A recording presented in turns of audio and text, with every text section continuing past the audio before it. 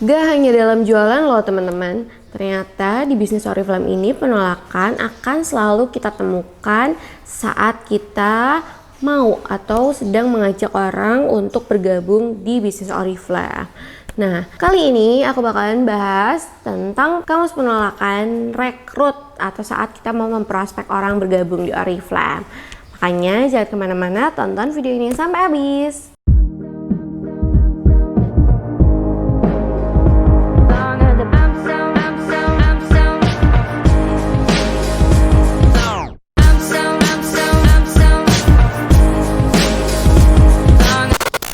Semangat pagi, assalamualaikum warahmatullahi wabarakatuh.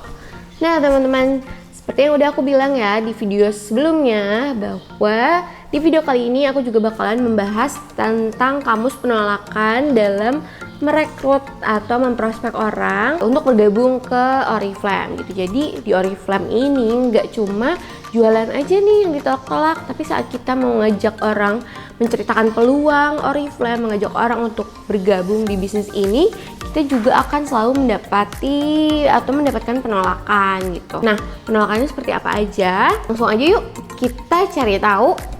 Untuk kamus penolakan rekrut yang pertama, mungkin teman-teman akan mendengar bahasanya, udah banyak orang yang join Oriflame gitu, jadi aku nggak usah aja.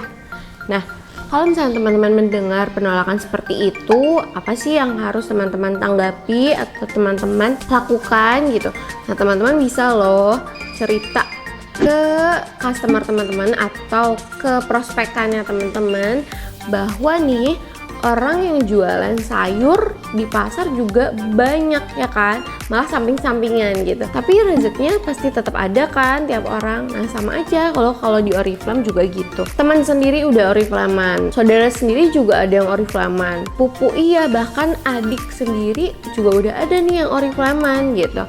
Nah, tapi rezeki orang itu udah diatur sama yang diatur loh teman-teman. Jadi kita nggak perlu takut kalau dengan kita juga gabung ke Oriflame, rezekinya nggak bakalan ada gitu di Oriflame. Asal kita mau usaha dan semangat cari, pasti rezekinya tuh ada.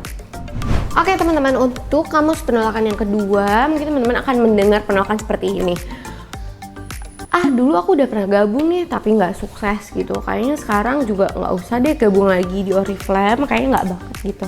Nah teman-teman, kalau teman-teman menghadapi atau menemukan penolakan seperti itu, yang harus kita tanggapi adalah dengan menceritakan juga nih, atau mencari tahu dulu kenapa dulunya si prospekan kita ini berhenti Oriflame-nya. Apa mungkin dulu dia itu terkendala di masalah offline, karena misalkan dulu kan Oriflame juga masih offline ya banyaknya gitu, belum se-online sekarang. Nah kalau kayak gitu kita bisa nih cerita kalau sekarang teknologi udah sangat maju loh di Oriflame, dan Oriflame juga banyak sekali mensupport konsultannya seperti kita dengan tools-tools digital yang sangat memudahkan kita dalam order barang, terus juga mendaftarkan member baru, bahkan kita bisa melihat progres bisnis kita sendiri melalui platform digital tersebut gitu.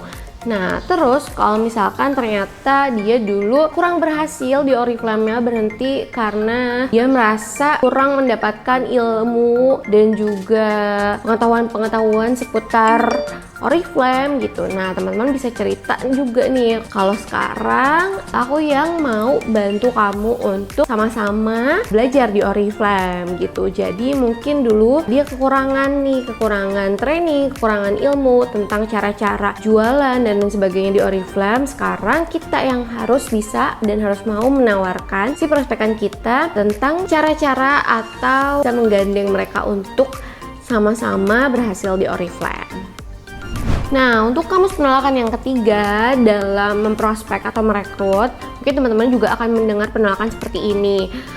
Aku bingung nawarinnya ke siapa kalau ikutan Oriflame, kayaknya nggak punya banyak temen gitu. Nah, teman-teman kalau teman-teman mendapatkan penolakan seperti itu, teman-teman juga harus mau bercerita gitu sama prospekan kita bahwasannya produk-produk Oriflame ini range-nya itu sangat luas. Bahkan yang bisa menggunakan produk-produk Oriflame itu tidak hanya anak-anak muda seperti kita ya, tapi juga produk Oriflame ini bisa dipasarkan di berbagai kalangan gitu. Anak-anak ada, remaja juga ada gitu, orang dewasa ada, bahkan lansia pun bisa memakai produk-produk Oriflame, baik itu wanita ataupun pria. Jadi kamu gak usah khawatir kalau kamu bergabung di Oriflame, nawarin produk Oriflame itu nggak terbatas kok. Kamu bisa menawarkan ke semua orang gitu di berbagai kalangan, seperti itu ya.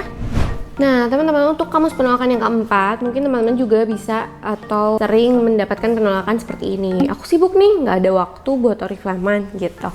Nah, kalau misalkan teman-teman menemukan penolakan seperti ini, kita bisa cerita juga nih tentang upline kita di Oriflame atau leader-leader di Oriflame yang mereka juga memiliki background yang sama sibuknya gitu. Misalkan prospekan kita ini dia seorang ibu rumah tangga iya, juga guru iya, atau dia juga kerja kantoran.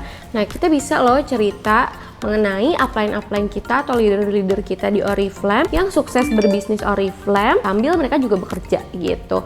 Jadi misalnya teman-teman bisa cerita, di Oriflame juga ada loh leader Oriflame yang dia juga kerja kantoran, dia juga sibuk seorang ibu rumah tangga yang punya berapa anak gitu, tapi di Oriflame bisa sukses. Jadi berarti itu tandanya misalkan kita mau punya kemauan untuk ngerjainnya dan kita juga mau semangat ngerjainnya Oriflame, kita mau untuk bagi waktu, pasti bisa melakukan bisnis Oriflame atau mengerjakan bisnis Oriflame meskipun kamu sambil kerja atau meskipun kamu juga mahasiswa yang kegiatan organisasinya banyak. Seperti itu.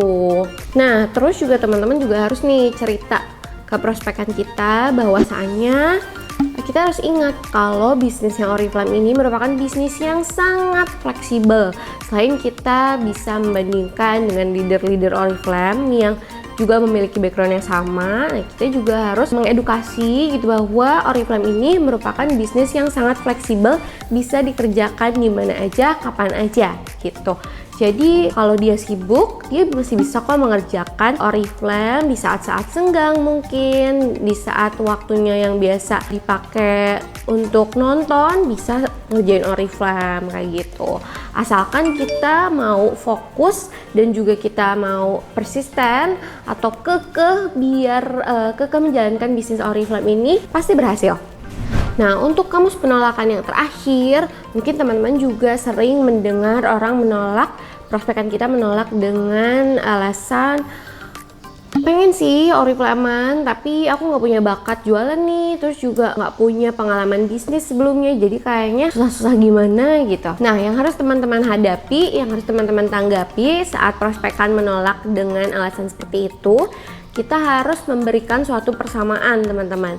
Karena kita juga dulunya pernah jadi member baru gitu. Nah, kita bisa bilang kayak gini teman-teman, sama kok dulu waktu aku diajak bergabung Oriflame, aku juga nggak bakat jualan. Aku juga nggak punya banyak teman untuk ditawarin. Aku juga nggak punya pengalaman bisnis sebelumnya. Tapi di Oriflame ini kita belajar dari awal. Kita diajarkan bagaimana cara jualan. Kita diajarkan bagaimana cara memperluas target market kita juga diajarkan bagaimana berbisnis Oriflame. Jadi kamu gak usah khawatir karena di bisnis Oriflame ini kita belajar sama-sama dari nol gitu.